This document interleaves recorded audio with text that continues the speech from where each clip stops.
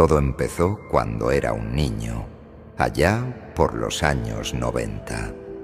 Mi viejo era gallero, de esos de pura cepa, que se sabe hasta el último truco y no puede pasar un sábado sin ir al Palenque, ese sitio escondido donde las peleas de gallos son clandestinas pero abiertas a todo el que quiera apostar. Mi mamá, que en paz descanse, siempre le decía que andar con gallos era cosa de hombres necios y que eso solo traía desgracias. Pero a él no le importaba. Para él, cada pelea era vida o muerte. Y esa pasión, como si fuera una herencia maldita, me la pasó a mí también. A los 8 años ya estaba acompañándolo a los palenques, donde todo era oscuridad y ruido.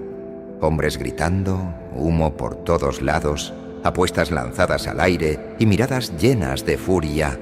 Mi padre tenía un gallo especial, el rojo, un animal con plumaje de un color tan vivo que parecía que ardía bajo las luces de la arena. A veces ganaba, a veces no, pero siempre peleaba con coraje.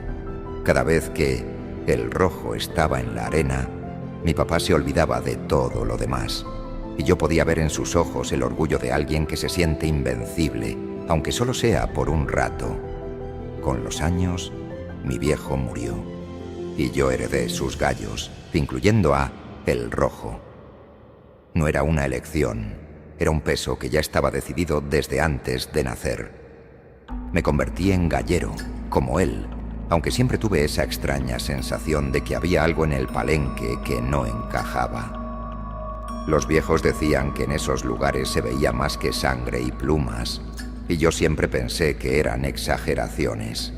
Pero a veces, después de las peleas, cuando el silencio caía pesado y se podía escuchar el suspiro del viento, sentía que algo extraño nos rondaba, como una sombra que se escondía en el rincón más oscuro.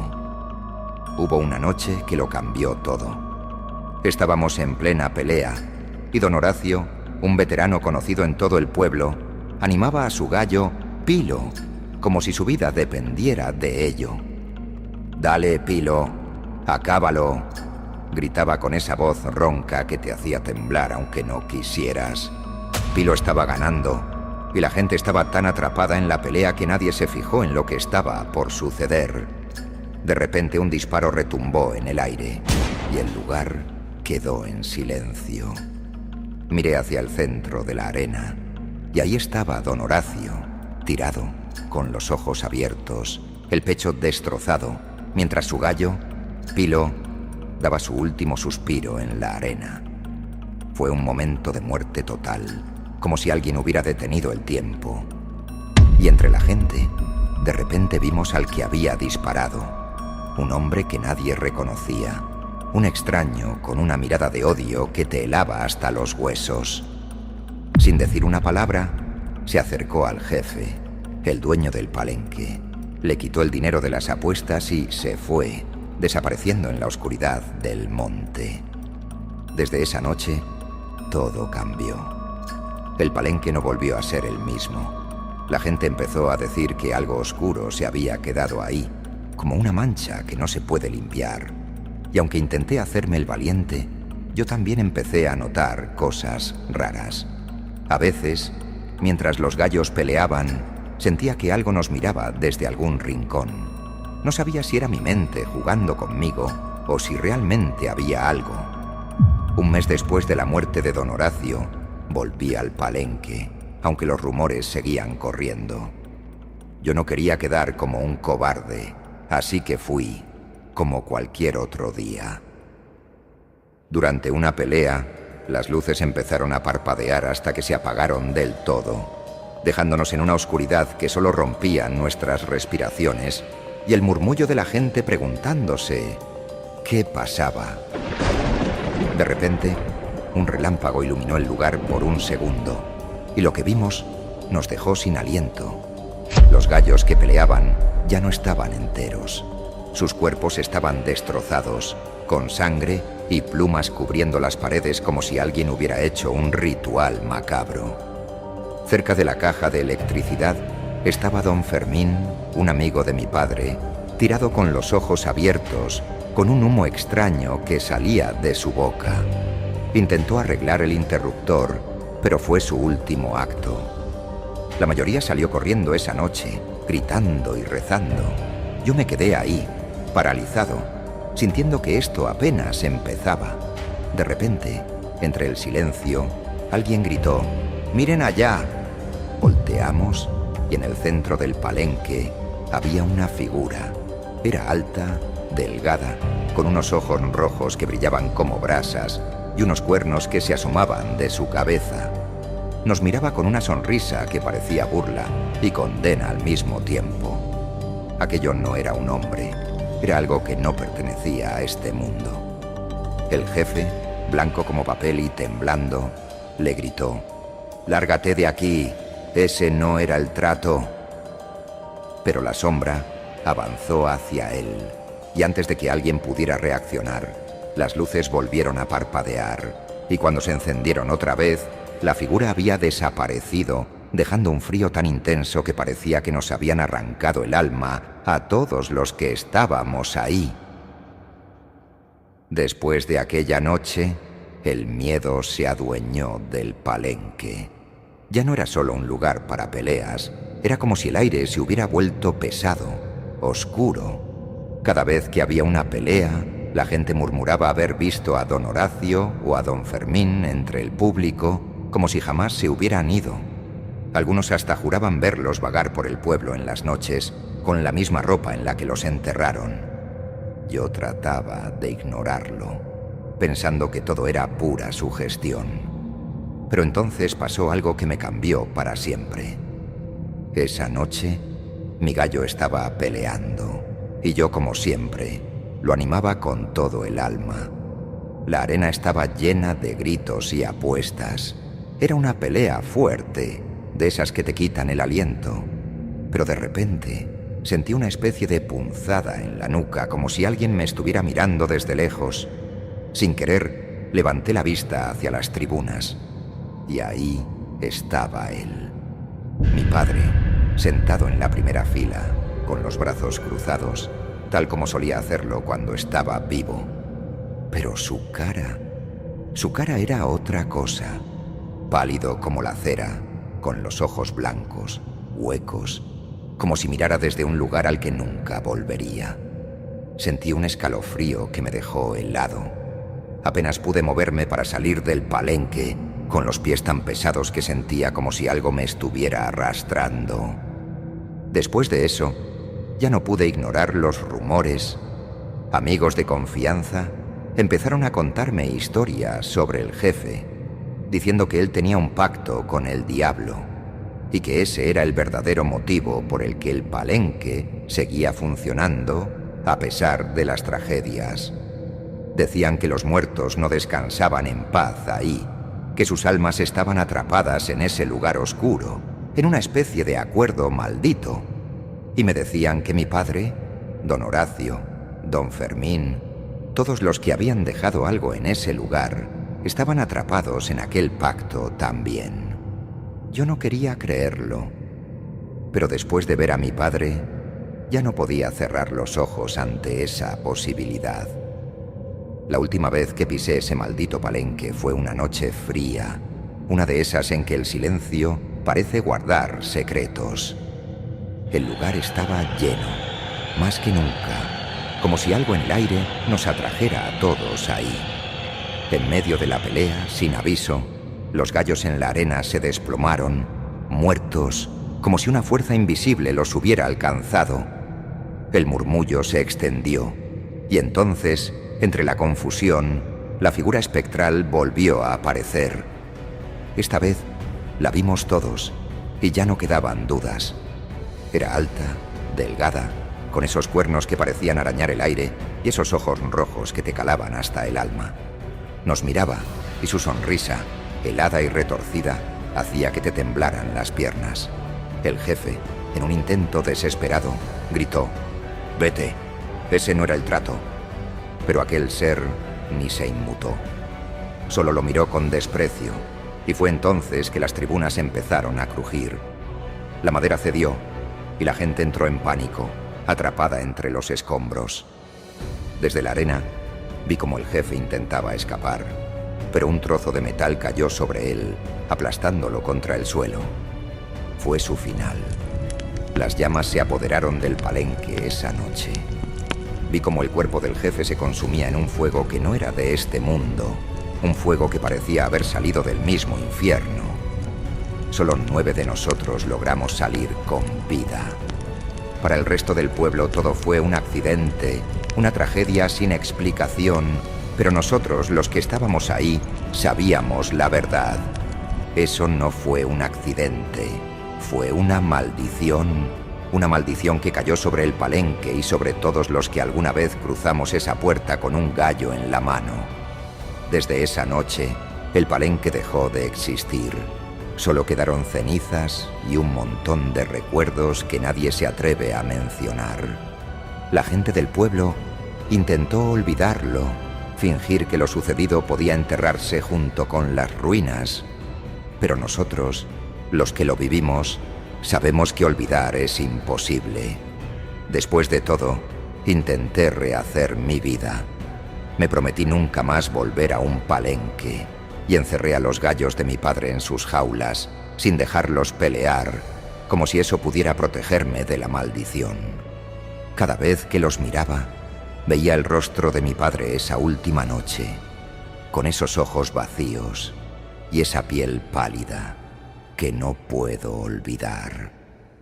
Con el tiempo, los rumores empezaron a crecer. Decían que el jefe había hecho un pacto con el diablo y que su alma, junto con la de todos los que alguna vez cruzamos ese umbral, estaba condenada. A veces me preguntaba si mi padre también había sido parte de ese trato, si él también estaba atrapado en algún lugar oscuro, pagando un precio que yo jamás imaginé. Pero me negaba a creerlo. Prefería pensar que su espíritu estaba en paz, que había sido un gallero más, un hombre que amaba a su hijo y a sus gallos.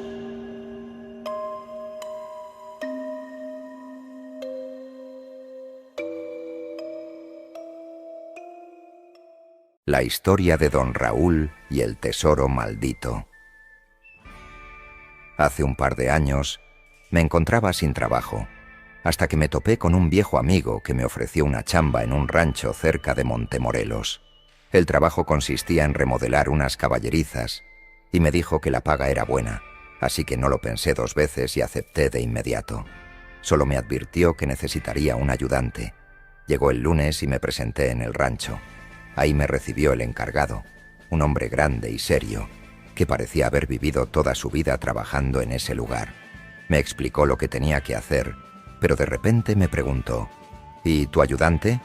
Me quedé en blanco un segundo y le respondí algo avergonzado. Se quedó dormido. El encargado soltó una sonrisa y me miró con picardía. Aquí cerca vive un señor muy trabajador, don Raúl. Si quieres, voy por él.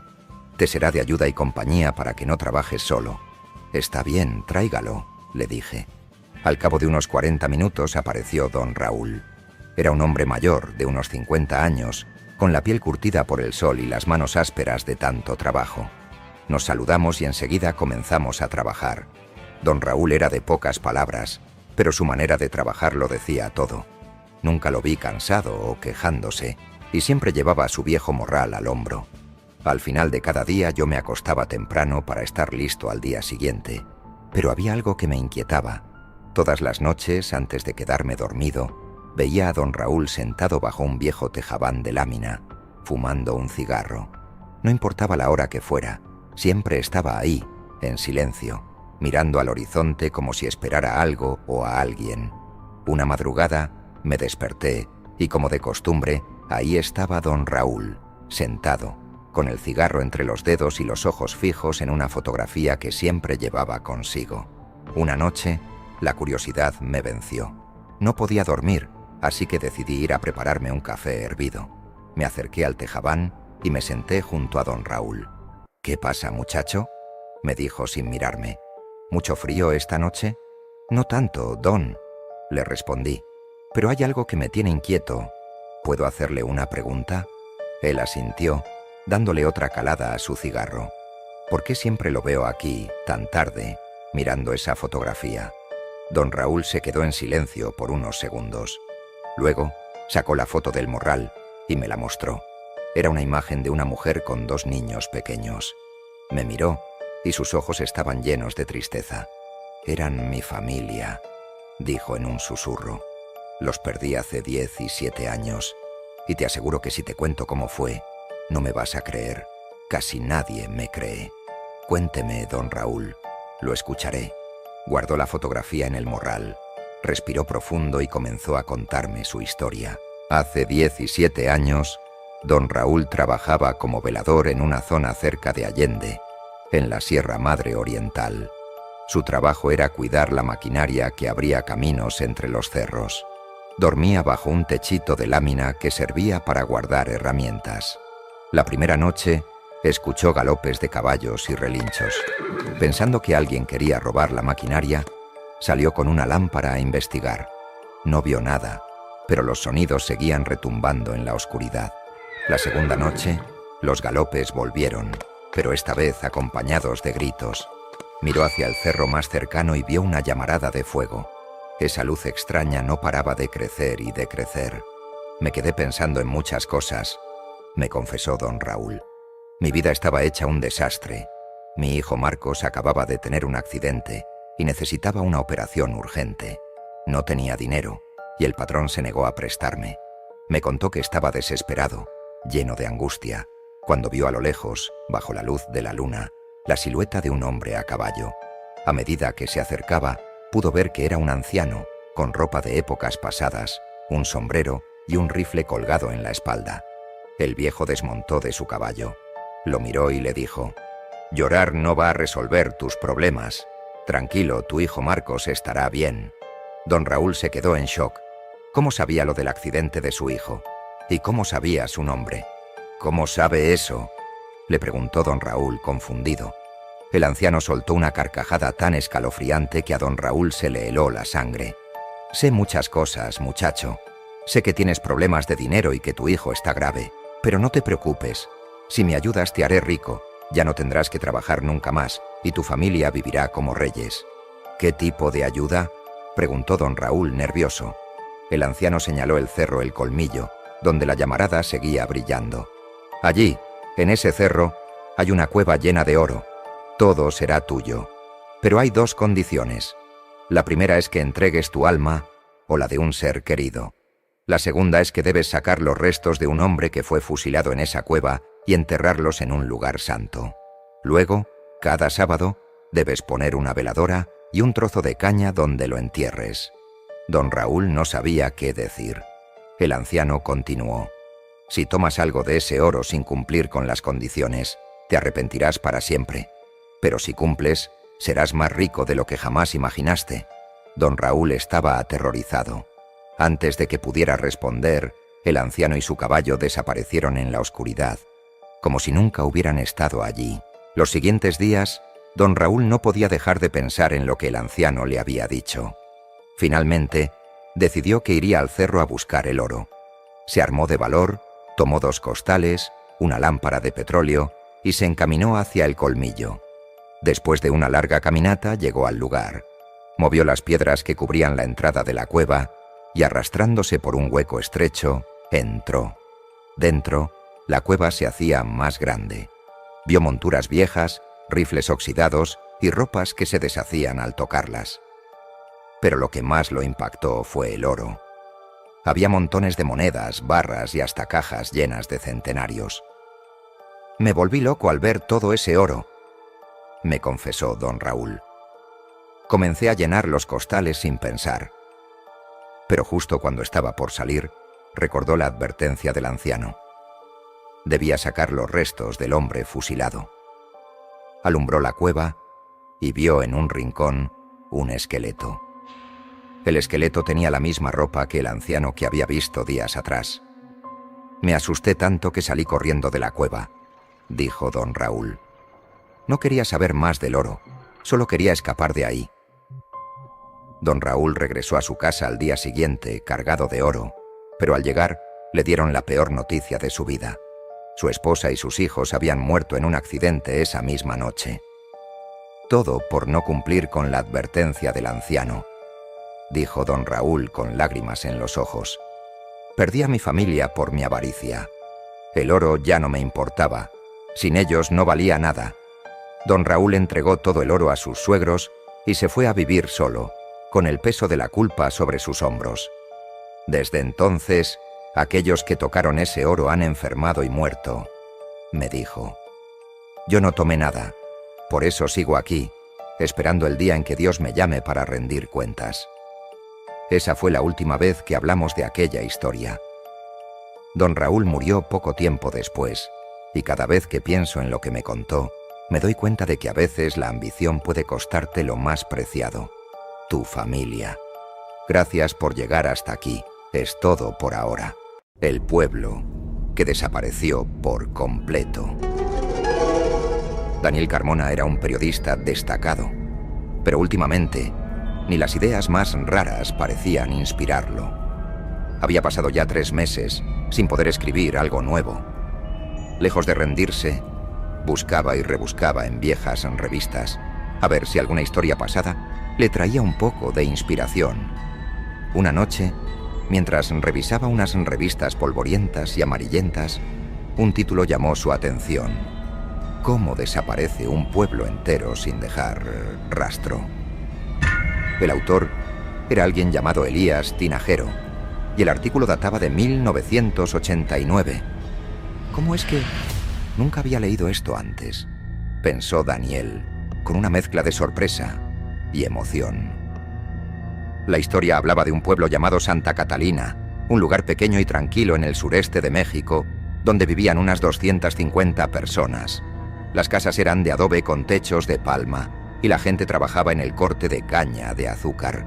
Sin embargo, una noche, todo el pueblo desapareció. Hombres, mujeres, niños, ancianos, hasta los perros y gallinas, se esfumaron sin dejar rastro. Daniel sintió un escalofrío recorrerle la espalda. Esto no era algo común. En ese instante, supo que debía investigar más. Días después, tras buscar en mapas y registros antiguos, Daniel se dio cuenta de que Santa Catalina parecía no existir en ningún lugar. No había rastro de él en ninguna parte, y en un momento de frustración, decidió buscar al autor del artículo, Elías Tinajero. Después de todo, si alguien sabía la verdad sobre ese lugar, era él. Daniel logró encontrarlo en un asilo de ancianos, y sin pensarlo 2 veces, fue directo hacia allá, el encuentro con Elías. El día que Daniel llegó al asilo, una enfermera lo acompañó por un pasillo estrecho y silencioso, hasta una pequeña habitación. Al abrir la puerta, encontró a Elías sentado junto a una ventana. Tenía el rostro pálido y arrugado, los ojos perdidos en algún recuerdo lejano. Daniel sintió un poco de miedo. El anciano parecía estar atrapado en sus propios pensamientos. «Señor Tinajero», dijo Daniel suavemente, esperando no asustarlo. «Mi nombre es Daniel Carmona. Soy periodista, igual que usted. He leído su artículo sobre el pueblo de Santa Catalina y quiero saber más». Elías giró lentamente la cabeza y sus ojos, aunque cansados, se clavaron en los de Daniel. Durante un momento no dijo nada, hasta que de pronto susurró con una voz débil: «Santa Catalina es un lugar lleno de oscuridad. ¿Por qué alguien como tú querría saber sobre ese pueblo maldito?» Daniel, aunque un poco sorprendido, respondió: «Quiero escribir sobre ello, señor Elías. Siento que debo contar la verdad sobre lo que sucedió allí. Quizás así pueda recuperar la inspiración para escribir». Elías suspiró profundamente y tras un silencio que parecía eterno, comenzó a hablar en un tono bajo, casi como si contara un secreto prohibido. Todo comenzó cuando un hombre extraño llegó al pueblo. Nadie sabía de dónde venía ni qué buscaba. Traía promesas de prosperidad y riqueza, cosas que los habitantes, en su sencillez, deseaban profundamente. Ese hombre convenció a los ancianos del pueblo de hacer un pacto, un ritual extraño y oscuro que nadie entendió hasta que fue demasiado tarde. ¿Qué pasó entonces?, preguntó Daniel, ansioso por saber más. Elías cerró los ojos, como si el recuerdo doliera. Primero fue algo pequeño. Las personas comenzaron a actuar raro, más agresivas. Luego empezaron los asesinatos. El extraño obligó a la gente a realizar actos oscuros, diciendo que era parte del pacto que habían hecho con él. Finalmente, una noche, el pueblo entero desapareció. El silencio volvió a llenar la habitación. Daniel no sabía qué decir. Jamás había oído algo tan extraño y aterrador. Antes de irse, se inclinó hacia Elías y susurró: «Señor Elías, si usted pudiera ayudarme a encontrar el pueblo, ¿lo haría?». El anciano solo lo miró con tristeza y murmuró: «Ese lugar no debería ser encontrado. Pero si decides ir, busca a mi sobrina Rebeca. Ella tiene algo que podría ayudarte: el mapa de Rebeca». Al día siguiente, Daniel encontró a Rebeca, la sobrina de Elías, en su casa.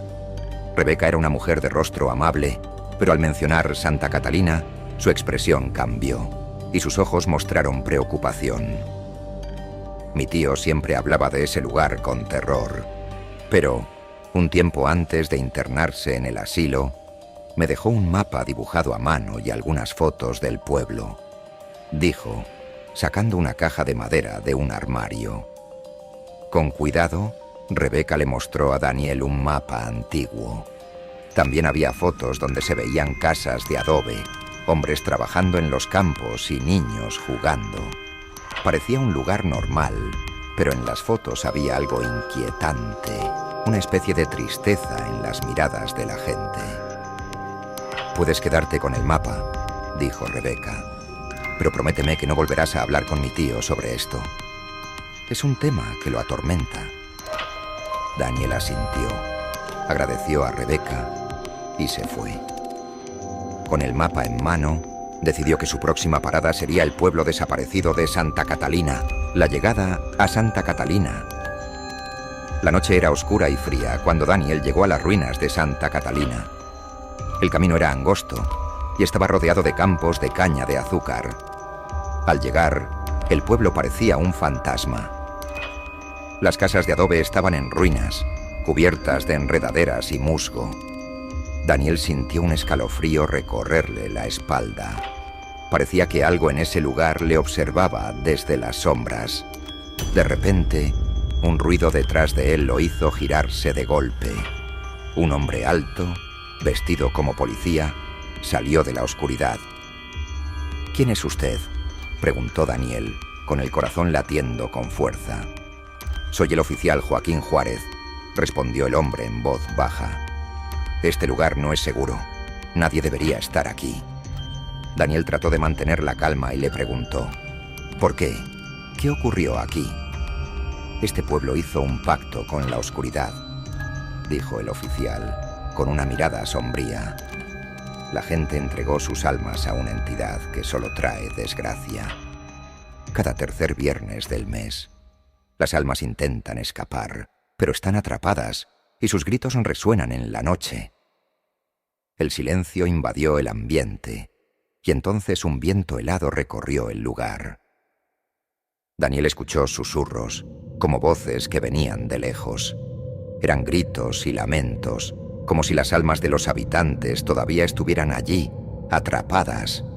Sin pensarlo dos veces, Daniel y el oficial se escondieron detrás de una pared en ruinas. Las sombras parecían moverse a su alrededor, creando figuras borrosas que danzaban en la penumbra. «Debemos irnos», dijo el oficial, tirando del brazo de Daniel. Ambos corrieron hacia una pequeña capilla en ruinas. Dentro había una única vela encendida y el aire estaba denso, cargado de un olor extraño. «¿Quién hizo esto?», preguntó Daniel, apenas logrando hablar. «Un extraño, un hombre sin nombre», respondió el oficial con voz apagada.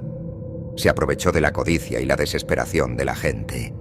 Les prometió prosperidad, pero en realidad solo quería sus almas. El ritual de oscuridad. De repente, un ruido extraño resonó en la capilla. La puerta se abrió de golpe y las sombras comenzaron a entrar, envolviendo el lugar en una oscuridad que parecía tener vida propia. Daniel sintió el miedo apoderarse de él. Cerró los ojos y comenzó a rezar en voz baja. Pero una voz burlona y profunda lo interrumpió. «Aquí no está Dios, y tus plegarias no serán escuchadas».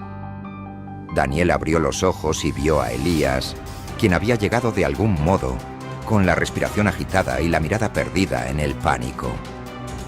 Daniel susurró con voz temblorosa. «No debimos venir. Las almas están a punto de ser liberadas. Este es un lugar de condena». Las sombras seguían avanzando, llenando cada rincón, y entonces una figura más grande y terrorífica se formó en medio de ellas. Era un ser oscuro, de ojos que ardían como brasas y brazos alargados que parecían moverse solos. Daniel y Elías se agacharon rápidamente detrás del altar, temblando, intentando no hacer ni el más mínimo ruido. Pero el oficial Joaquín Juárez no tuvo la misma suerte. Las sombras lo encontraron, rodeándolo con fuerza, y en un abrir y cerrar de ojos, lo levantaron del suelo. El oficial intentó gritar, pero el terror le ahogaba la voz. La figura oscura lo miró con su semblante frío y aterrador. «No, por favor», gimió el oficial, con los ojos desorbitados. Elías y Daniel miraban, incapaces de ayudar. Vieron cómo la sombra se apoderaba de Joaquín, arrastrándolo hacia la oscuridad como si fuera una presa. En segundos, el oficial desapareció en medio de aquella negrura y solo quedó un silencio estremecedor. «Tenemos que salir de aquí», susurró Elías, tomando a Daniel del brazo. Con el mayor sigilo posible, ambos comenzaron a retroceder, sin dejar de mirar hacia las sombras que parecían llenar cada espacio de la capilla. Poco a poco, y con el corazón latiendo desbocado, lograron salir de la iglesia y correr entre las ruinas hacia el camino de salida. No se detuvieron hasta que dejaron atrás el pueblo maldito de Santa Catalina. Días después, de vuelta en su ciudad, Daniel intentaba procesar todo lo que había vivido. Estaba aún en shock, incapaz de entender completamente lo sucedido, cuando recibió una llamada. Era Rebeca, la sobrina de Elías, y sonaba angustiada. «Daniel, mi tío, Elías falleció anoche», dijo en voz baja. Daniel sintió un nudo en la garganta. No sabía qué decir, pero Rebeca continuó. «Antes de morir, dejó unas cosas para ti. Me dijo que podrían ayudarte con tu investigación, que tal vez te guiarían a la verdad que tanto buscas». La curiosidad y la tristeza se mezclaron en Daniel. Sabía que debía ir a ver lo que Elías había dejado. Tal vez, en esas pertenencias, encontraría respuestas a la oscuridad de Santa Catalina y al extraño que se había apoderado de aquel lugar. Mientras preparaba su viaje, una última advertencia resonaba en su mente, en la voz temblorosa de Elías. Algunas historias no deben ser contadas.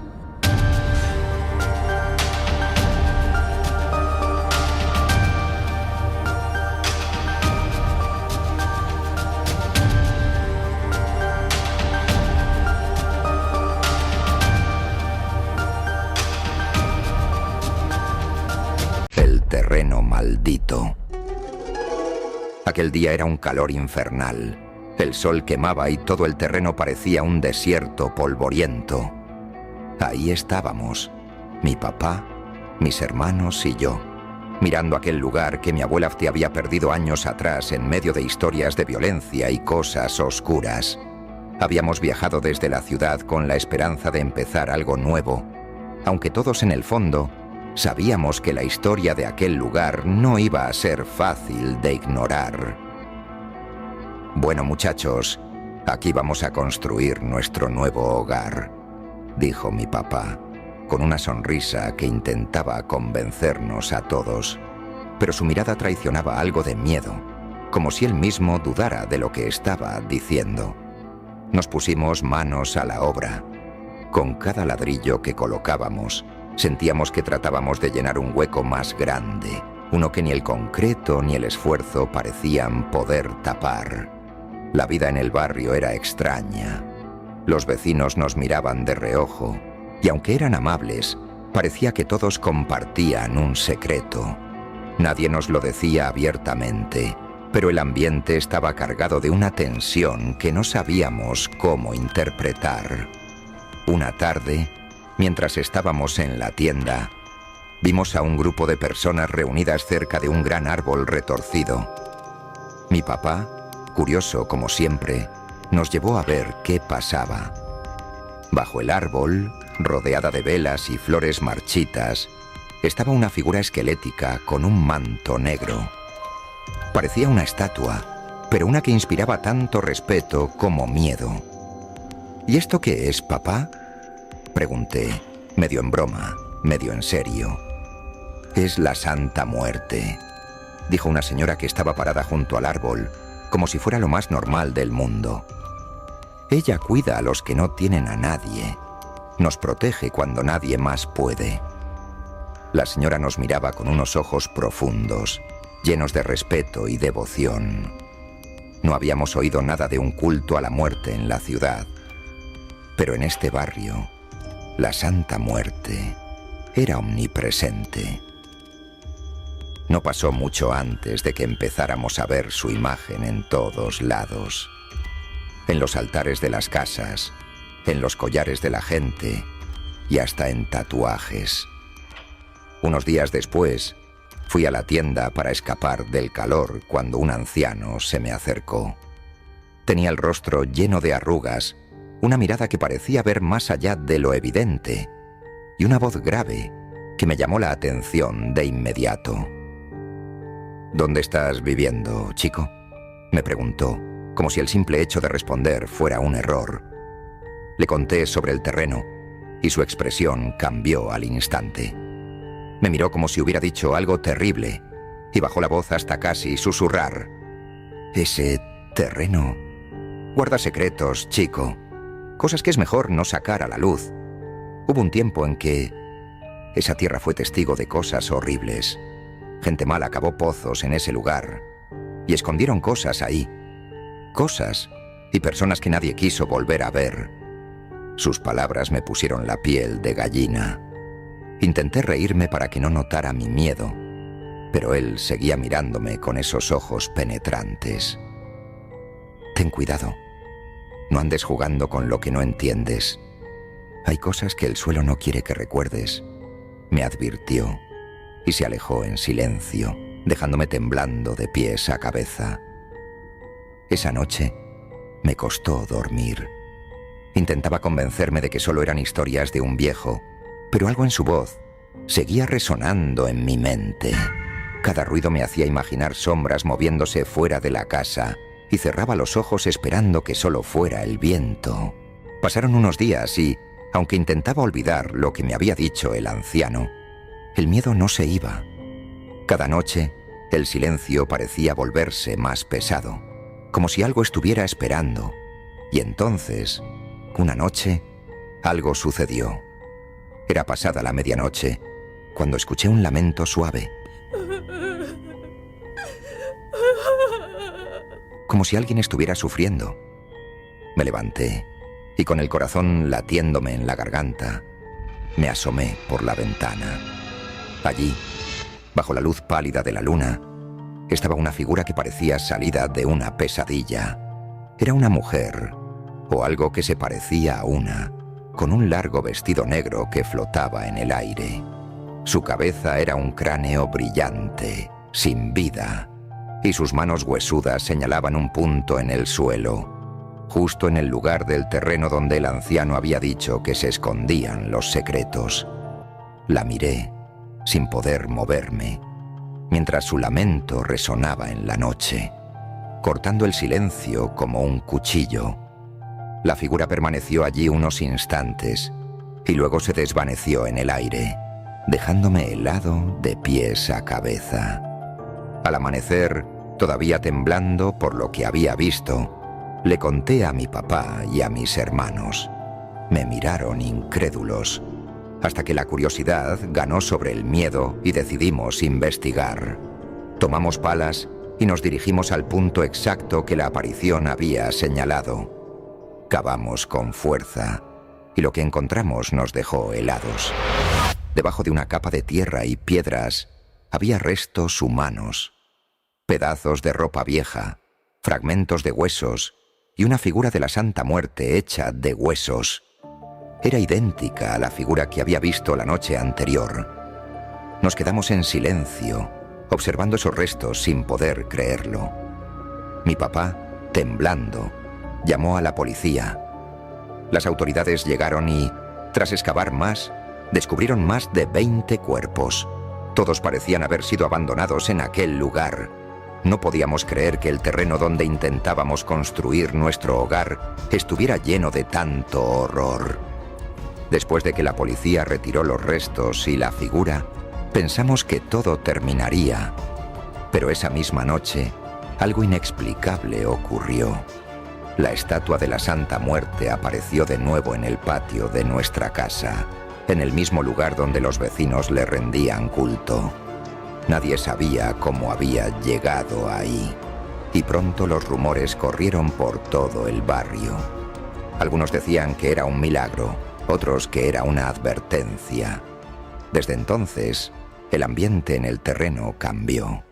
Algunos vecinos empezaron a dejarnos ofrendas en el patio, y otros evitaban pasar cerca, como si temieran que algo oscuro se hubiera instalado en nuestra casa.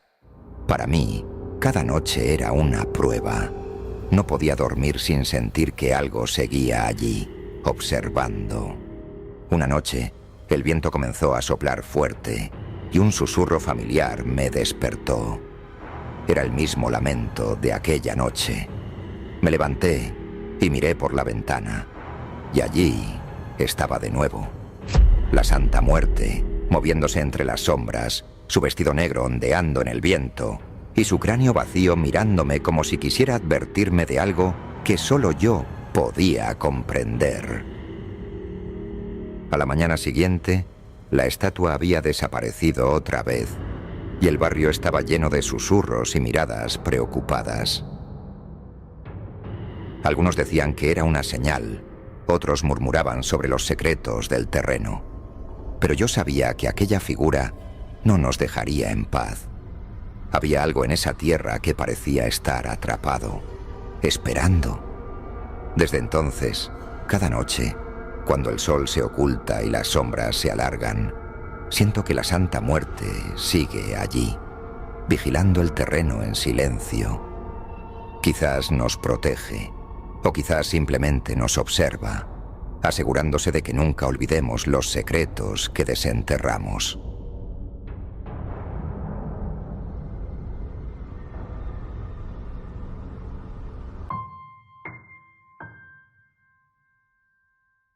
El mensajero de la muerte.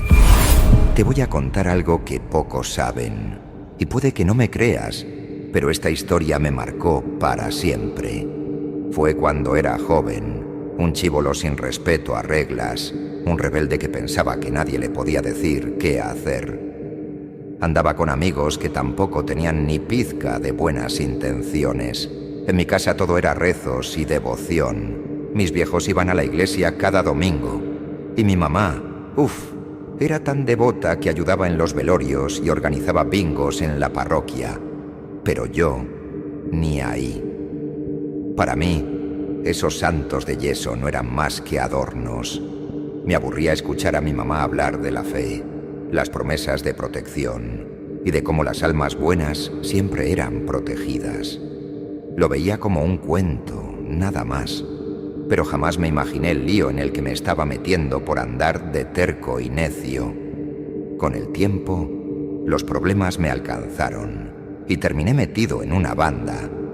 Al principio, solo hacía mandados, como el novato que lleva los mensajes y las órdenes de un lado a otro. Pero ya sabes cómo es, la vida en la calle te va arrastrando. y en poco tiempo terminé de chofer en algunos trabajos más oscuros. Mi vida se volvió un caos. Cualquier día podía ser el último. La gente con la que andaba no tenía conciencia, y aunque intentaba hacerme el ciego, empecé a ver cosas que me dejaron cicatrices profundas. Y aunque sabía que estaba mal, había algo en ese peligro que me mantenía ahí, atrapado en ese camino, sin querer o sin poder salir. Entonces, una noche, el jefe me llama y me dice que tengo un trabajo especial. Voy a ser el chofer de un tipo peligroso, un tal Jerónimo.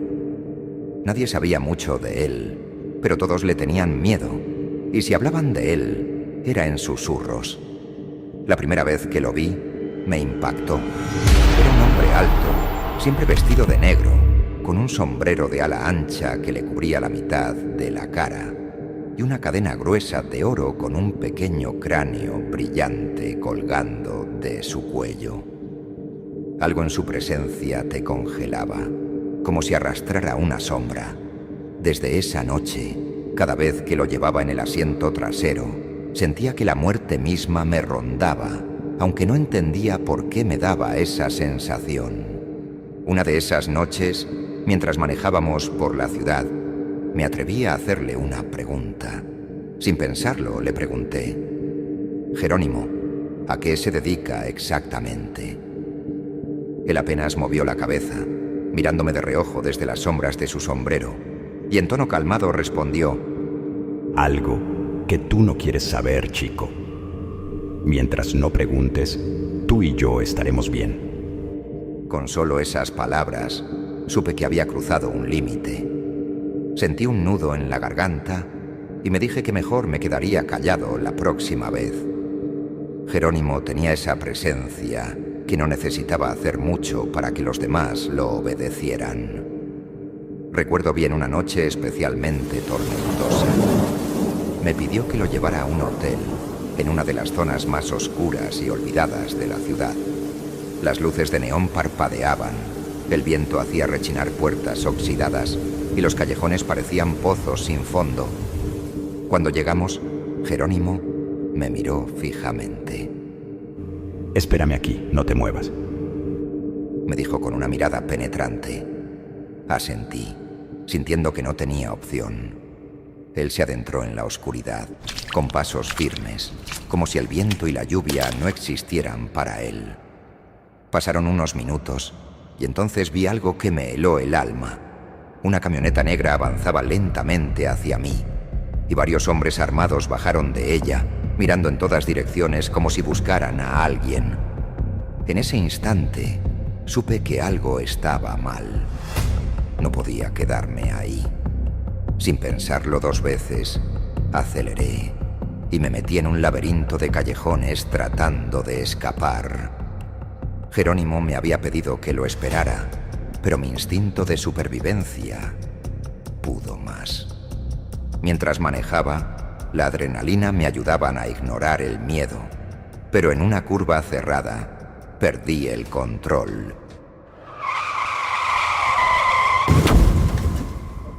El auto salió volando hacia un barranco y sentí el impacto en cada hueso.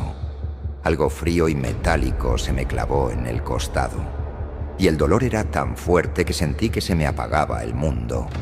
Fue ahí, tirado y sangrando, que escuché una voz profunda y calma, una voz que sentí como un eco en el alma. Abrí los ojos y ahí estaba un anciano inclinado sobre mí. Tenía la piel arrugada y los ojos tan oscuros que parecían ver más allá. Su presencia era extraña, casi como si me envolviera sin siquiera tocarme. Era como si me sostuviera ahí, sin dejarme ir. «No es tu momento, chico», me dijo con una voz que sentí en los huesos. «Pero recuerda, la muerte no perdona una segunda vez». Sus palabras me hicieron sentir una extraña mezcla de calma y miedo, como si él me diera otra oportunidad. Fue lo último que escuché antes de desmayarme, y aún hoy esas palabras me siguen. Desperté en un hospital. Sentía el dolor en el costado y la mano rota, pero había algo peor, algo que me dejaba inquieto. La imagen de aquel anciano con sus palabras retumbaba en mi cabeza. La muerte no perdona una segunda vez. Era como si esas palabras las llevara grabadas en el alma. Después de que me dieron de alta, no tuve dudas. Mi vida en la ciudad había terminado. Sabía que la banda no iba a perdonar que hubiera fallado de esa manera, y yo tampoco pensaba quedarme a comprobarlo. Así que, con el poco dinero que tenía, me largué a otra ciudad. Conseguí un trabajo en una fábrica de zapatos y empecé una vida nueva, alejado de todo. Al principio, ese cambio fue raro. Pasé de correr por mi vida a una rutina monótona, trabajar de sol a sol, sin lujos, sin sorpresas. Pero después de todo lo que viví, esa vida tranquila se sentía como un descanso. Aún así, cada noche, cuando cerraba los ojos, sentía que aquella sombra, el verdadero mensajero, estaba a la vuelta de la esquina. Los recuerdos de aquel anciano y sus palabras me seguían como un eco, recordándome que había escapado una vez, pero que esa oportunidad era la única. Pasaron varios meses en esa paz inquieta, hasta que una noche, en medio de un turno nocturno, todo cambió. Estaba trabajando en una nave vieja de la fábrica, cuando de repente la luz se fue, así sin más, como si alguien hubiera apagado el interruptor.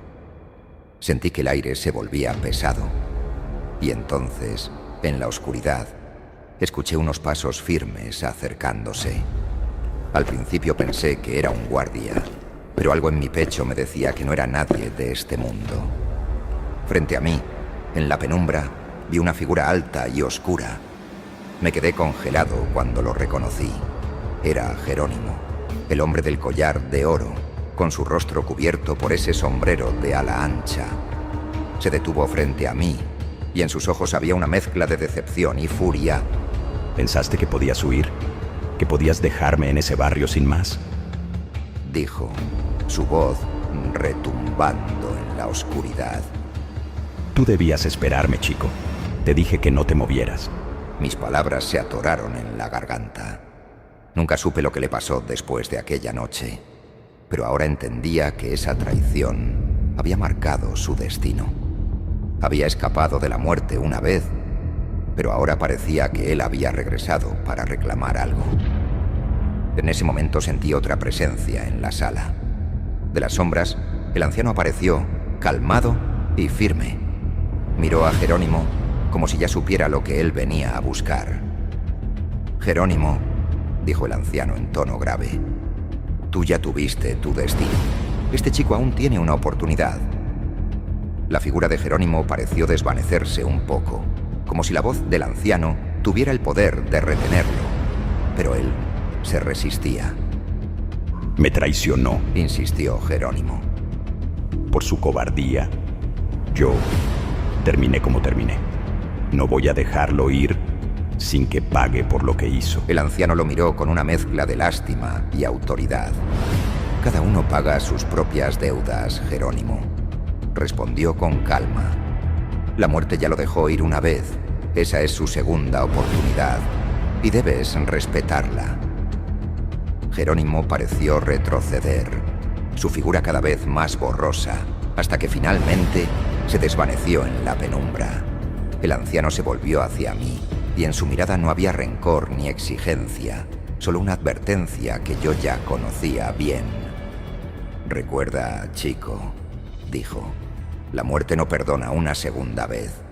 Y luego, como un susurro, el anciano también desapareció, dejándome temblando en la nave, con el eco de sus palabras resonando en mi cabeza. Desde aquella noche en la fábrica, algo cambió en mí. Las palabras del anciano resonaban en mi cabeza. La muerte no perdona una segunda vez. Sentía que esa segunda oportunidad no podía desperdiciarla, así que poco a poco comencé a buscar algo más, algo que me llenara de paz. Al principio, fui a la iglesia sin saber por qué, recordando los rezos de mi madre. Me sentaba en silencio, orando sin mucha idea de qué decir, pero, poco a poco, encontré consuelo en cada palabra. Empecé a ayudar en un comedor comunitario, escuchando historias de personas que también habían tocado fondo. Sentía que en cada acto de bondad me liberaba de las sombras que me perseguían. Ya no era cuestión solo de rezar. Comprendí que vivir con propósito y hacer el bien eran mi misión. Dios dejó de ser solo una idea y se convirtió en una guía en mi vida. Sentía que cada paso hacia el bien era un paso hacia esa paz que tanto buscaba. Hoy vivo cada día como un regalo, comprometido a aprovechar esta oportunidad, agradecido de poder hacer el bien. El altar del diablo. Nunca pensé que regresar al pueblo de mi abuelo sería una experiencia tan aterradora. Mis hermanos y yo llegamos allí con la idea de empezar de nuevo, de alejarnos de los problemas de la ciudad y encontrar un poco de paz. Pero nada de paz encontramos. Al contrario, esa casona vieja y polvorienta nos hizo ver que a veces hay cosas peores que la miseria. Desde el momento en que nos bajamos del bus y vimos la casa en la colina, sentí una opresión en el pecho. No es que la casona fuera fea, aunque estaba en ruinas. Era más la manera en que se alzaba en medio del terreno, con sus paredes grises y sus ventanas vacías que parecían mirarnos como ojos oscuros y profundos. Mis hermanos también lo sintieron, porque ninguno de los tres dijo ni una palabra al verla. Solo nos miramos, compartiendo esa sensación extraña. Aquí es, hermanos, nuestra nueva casa, dije tratando de darles ánimos, aunque mi voz sonaba apagada. Ana, que siempre fue la más valiente, asintió lentamente, como si tuviera un mal presentimiento, y Julián, el más joven, solo suspiró y se encogió de hombros. Nos armamos de valor y entramos. Desde el primer paso, nos dimos cuenta de que ese lugar tenía algo raro. El olor era extraño, una mezcla de humedad y polvo, como si la casa misma estuviera podrida por dentro. Nos llevó días limpiar el lugar, y aún así, era como si el polvo volviera a aparecer cada mañana, cubriendo todo como una capa fina de muerte. Durante el día, intentábamos convencernos de que todo estaba bien, pero en las noches... Bueno, en las noches era otro cuento. A veces, en la oscuridad, escuchábamos crujidos y susurros.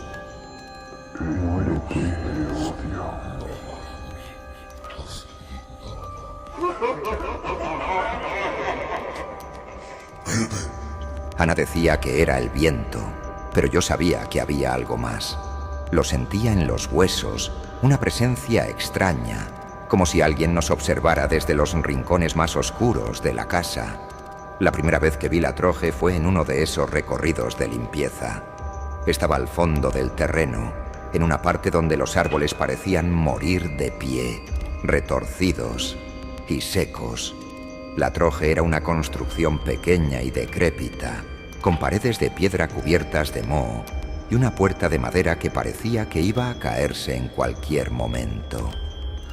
No sé por qué, pero la troje me daba escalofríos. Cuando le conté a mis hermanos, Ana se rió y dijo que era una bodega normal. No te pongas tan miedoso. Pero pronto, todos sentimos que la troje tenía algo que no estaba bien. Las primeras noches, Ana y Julián también empezaron a notar ruidos. Al principio eran leves, casi imperceptibles, como si alguien arrastrara algo pesado por el suelo de la troje. Pensamos que eran ratones o algún animal, pero los ruidos iban aumentando, hasta convertirse en susurros y golpes. El cadáver. Escóndelo. Adiós. Una noche, Ana tuvo un encuentro que nos dejó helados. Yo estaba en mi habitación, tratando de conciliar el sueño,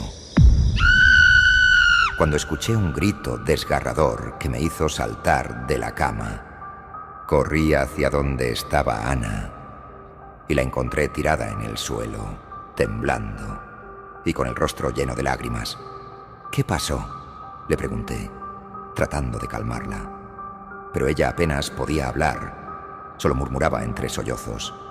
Algo me arrastró, dijo, mostrando sus brazos. En su piel había marcas rojas profundas, como si unos dedos invisibles la hubieran apretado con fuerza. ¿Pero cómo? ¿Qué viste? Le insistí, sin entender. Ella levantó la mirada y señaló hacia la ventana, en dirección a la bodega de atrás. Sentí una fuerza que me arrastraba hacia allí. No podía resistirme. Fue como si alguien me hubiera tomado del brazo y me hubiera arrastrado por el suelo. Sentí frío, un frío terrible, y un susurro. Era un susurro que no paraba, explicó con voz temblorosa. Julián, que había llegado detrás de mí, miraba la escena con el rostro pálido y los ojos llenos de miedo. Sabía que no podía negar lo que veía, pero tampoco quería aceptar que algo así estuviera pasando. Me convencí a mí mismo de que todo tenía una explicación lógica, aunque en el fondo sentía que no era cierto. Unos días después, nuestro padre llegó al pueblo para visitarnos. Le contamos lo que había pasado, esperando que él pudiera tranquilizarnos, pero en lugar de eso, lo vi palidecer.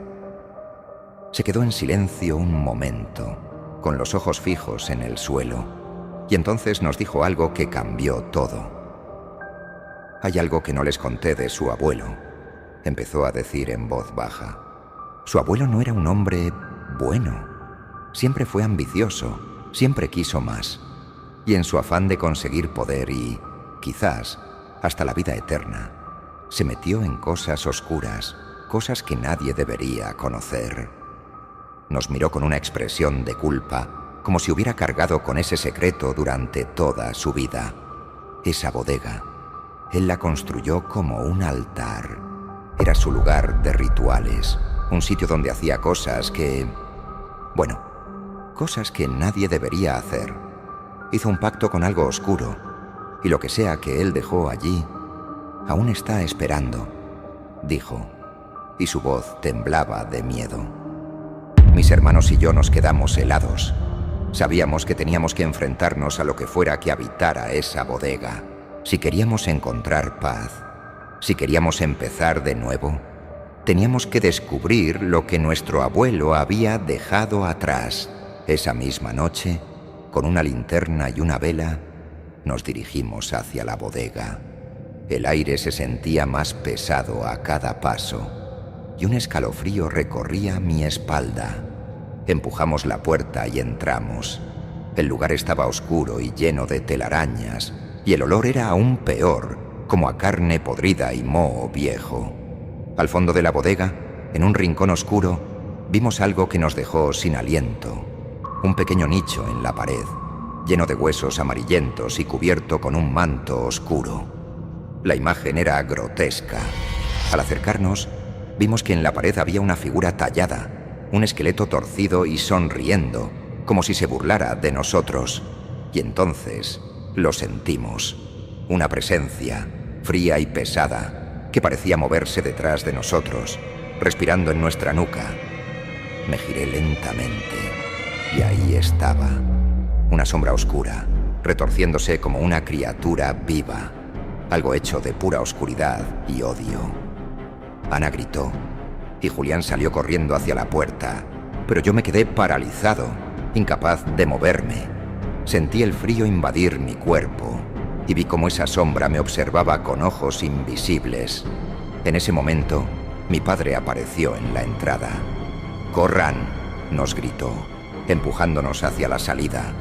Corrimos como si nuestras vidas dependieran de ello, y mientras huíamos, escuchamos un sonido terrible, un rugido que parecía venir de las mismas paredes. Al llegar al pueblo, intentamos contarle a la gente lo que habíamos visto, pero nadie nos creyó. Solo algunos, al ver las marcas en nuestros brazos y el miedo en nuestros ojos, parecieron entender que algo terrible había sucedido en esa bodega. Decidimos irnos, dejar la casona y el recuerdo de nuestro abuelo atrás. Sabíamos que la sombra, esa cosa que él había despertado, seguía allí, atrapada en ese lugar oscuro que había creado. Intentamos rehacer nuestras vidas, pero el recuerdo de esa noche nos persigue hasta el día de hoy.